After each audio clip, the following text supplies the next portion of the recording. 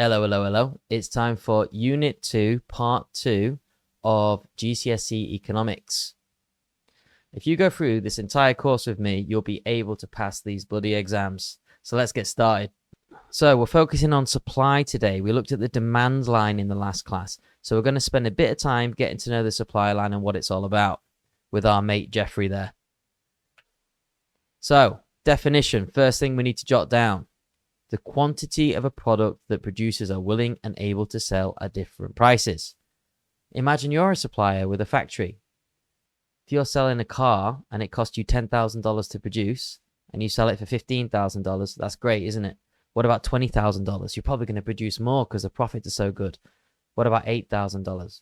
Well, it costs you 10 to produce, so you're not going to sell it for 8. You're not even going to bother producing it.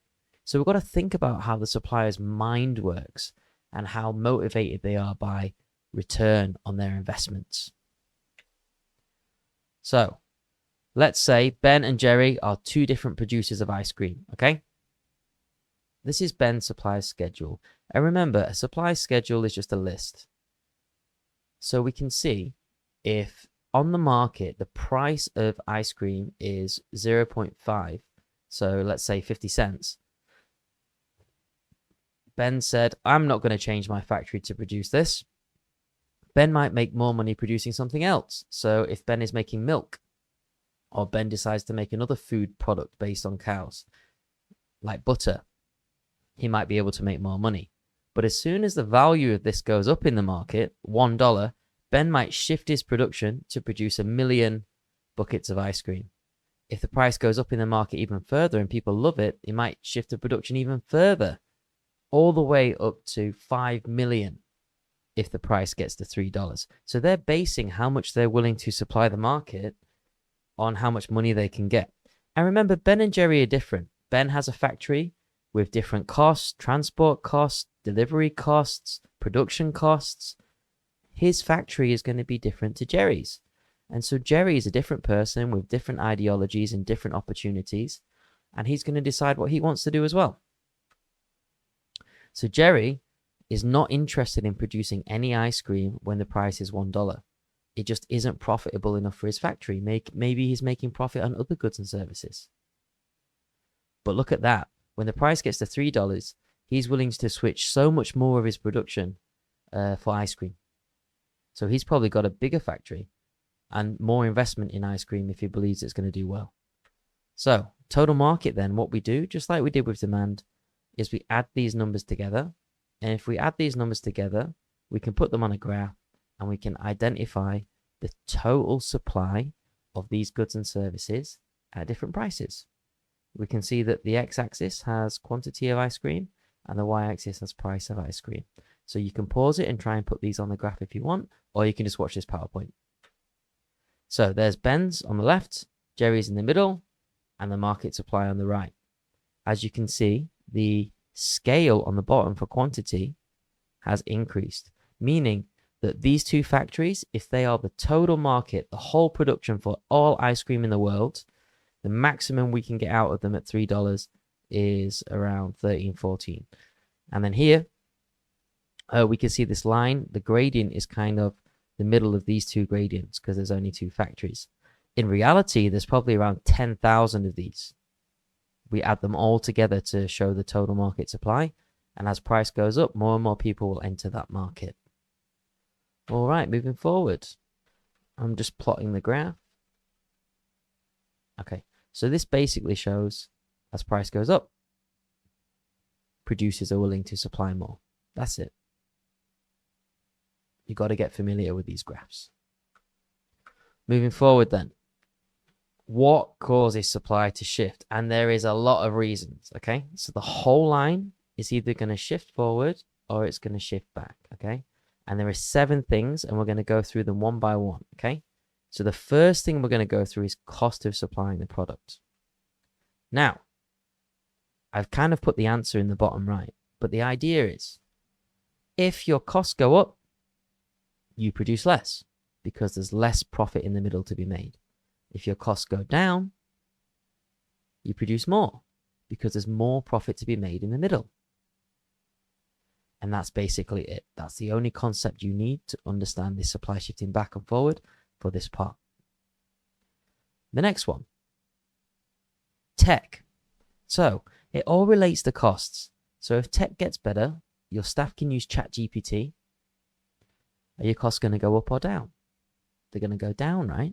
And therefore, if your cost of production goes down, you're going to supply more because there's more profits to be had. So if your tech gets worse through war or through your machines getting damaged and not replaced, your supply will shift back as your costs of production go up. You see how everything's related to costs.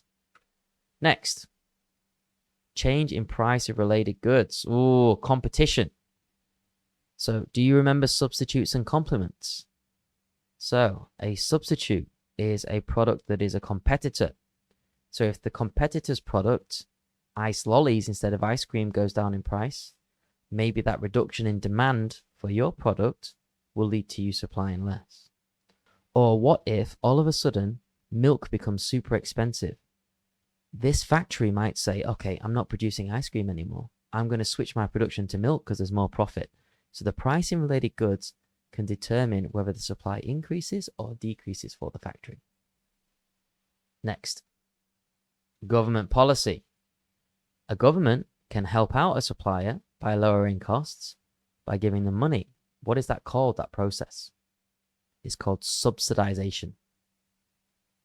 On the other hand, if the government take away the subsidy or charge extra taxes, the supply line will shift back.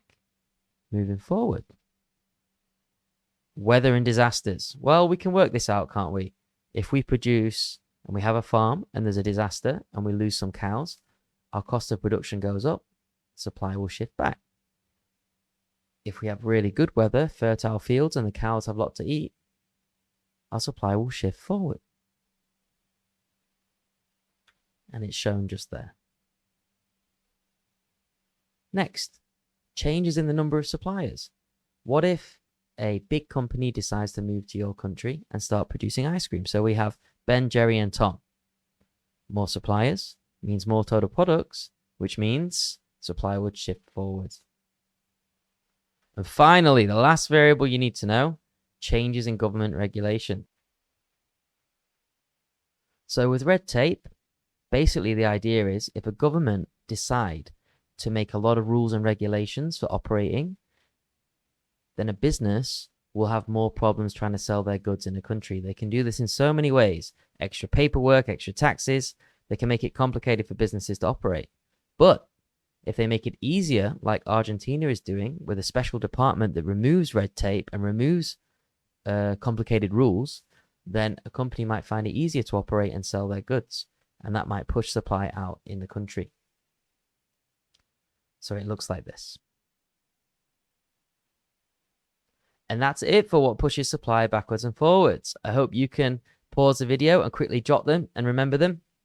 Now, moving forward, we need to just make sure we have a good understanding of a movement along the line and a shift in the curve.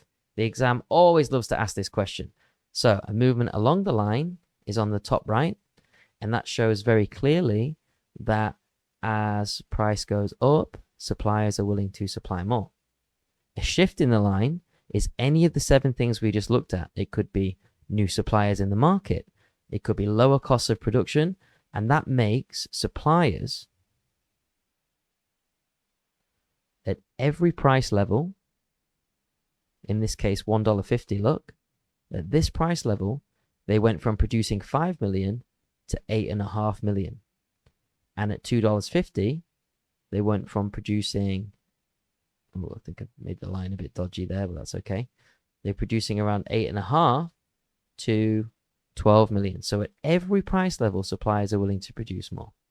So make sure you have a good understanding of these differences, okay? Now, task for you. You've got an ice cream factory yourself. Think of some ways to save production costs and shift your supply curve to the right. Can you remember these ways? I did ask you to jot them down, didn't I? Ben's supply will increase if all these things occur. Technology becomes cheaper, lobbying, lowers taxes. Wages could be cut. They could move production abroad. They could get subsidies from the government, or they could reduce waste. Look at that delicious ice cream. Right, that's it today for. If you're interested in any of the resources or private lessons or anything like that, just click the links down below and have a great day.